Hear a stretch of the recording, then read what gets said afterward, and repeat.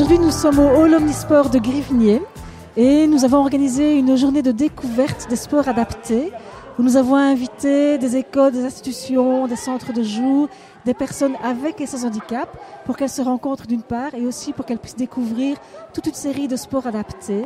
Et cette journée est également au profit de Cap 48. Donc on fait un mélange des gens, un mélange des sports et en même temps ça profite à Cap 48. Pour tourner, tu appuies d'un côté ou de l'autre. Et ça prend du temps pour tourner. Vas-y, tourne à fond. Oh, Ouais. Nous avons des personnes venant d'écoles primaires, secondaires. Nous avons des personnes qui viennent d'institutions avec un handicap mental léger ou modéré. Et nous avons aussi également des enfants polyhandicapés. Alors ça se fait très simplement, on mélange les groupes en leur donnant par exemple des nominettes de couleur, on met un encadrant ou une encadrante, comme ça on est sûr que tout se passe bien, on vérifie que tout se passe bien, que la sécurité soit respectée et que les gens s'amusent. Et comme ici tous les sports sont adaptés, qu'on a vérifié qu'il y avait un accès aussi pour les personnes à mobilité réduite, que tous les sports peuvent être joués aussi par des personnes qui ont un handicap quel qu'il soit, le mélange s'opère un peu comme par magie et ça marche.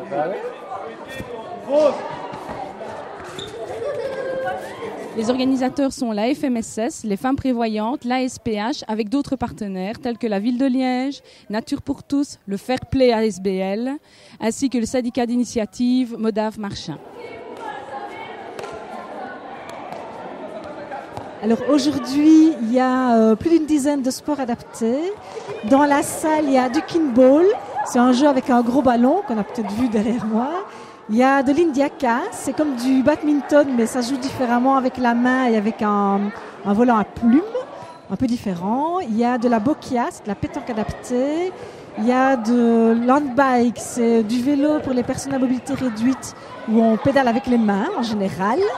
Il y a aussi du handi-karaté, donc là c'est du karaté où on peut jouer en chaise roulante ou avec chaise et sans chaise, l'un contre l'autre ou l'un avec l'autre.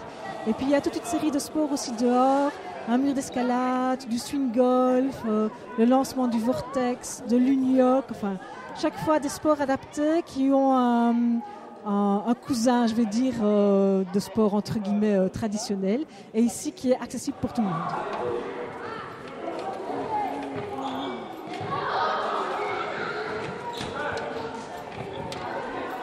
Donc là, c'est la Joëlette, là-bas au bout en rouge. Donc c'est une chaise qui permet aux personnes en chaise de pouvoir se voyager dans les bois, dans la forêt et des choses ainsi. Ça rend accessible en fait la nature. De même que les hippocampes, les deux engins bleus qui sont en dessous de moi, qui sont en fait des engins qui permettent non seulement le tout-terrain, mais également une accessibilité dans l'eau. Là, t'es bien paré, là. Hein? On fait derrière le grand, là. Il faut le cas, le bouge. Voilà, toi, qu'est-ce qu'il te fait? Il te fait des grimaces, lui? Ah, lui, c'est Monsieur Micro. Ah ouais. Mais ici, les réactions, elles sont multiples. Donc, ce qu'on peut voir ici, c'est qu'il y a un enrichissement en tout cas.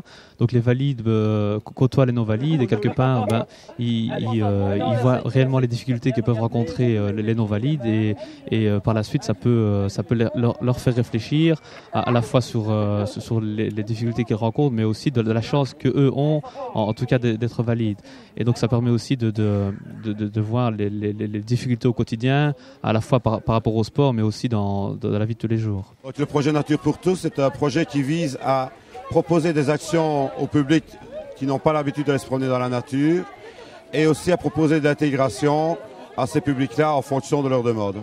Les intégrations pratiques qu'on a déjà mis en place sont déjà la création de notre logo par un artiste du CREAM de Liège avec une infographiste de chez nous. On a un monsieur qui est en chaise roulante et qui vient nous parler des oiseaux, donc il guide notre groupe. On a un jeune aveugle qu'on est en train de former au chant des oiseaux en vue qu'il puisse venir nous guider. Donc tout ça, c'est de l'intégration qu'on essaye de mettre en place vraiment à la demande. Encore.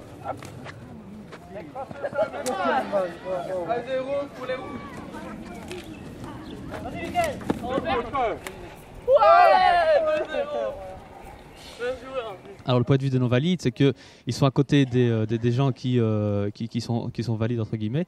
Et par exemple, ici, moi, je m'occupais du mur d'escalade. Voilà, les non-valides arrivaient à grimper quasi au-dessus.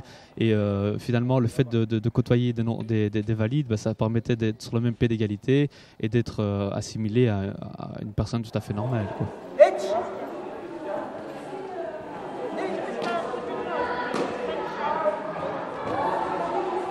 Nous sommes ici pour faire un karaté à part entière, pas un karaté à part, un karaté où valide et moins valide se mélangent, un sport complet.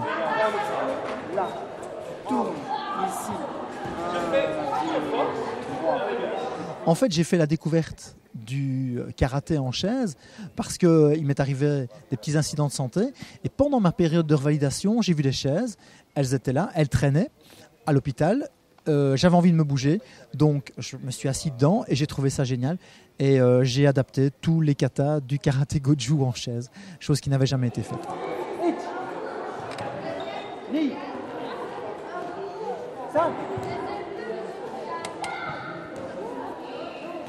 Le mélange qu'on pratique est un mélange que j'aime bien. On n'a pas voulu créer une activité, un peu l'activité de la cour des miracles, mais une activité où valide et moins valide se mélangent avec les expériences de chacun, avec aussi l'expérience pour certaines personnes qui sont en parfaite santé, d'être battues par des gens en chaise quelquefois. Et ce sont des grandes leçons de vie, très très grandes, et des moments extraordinaires.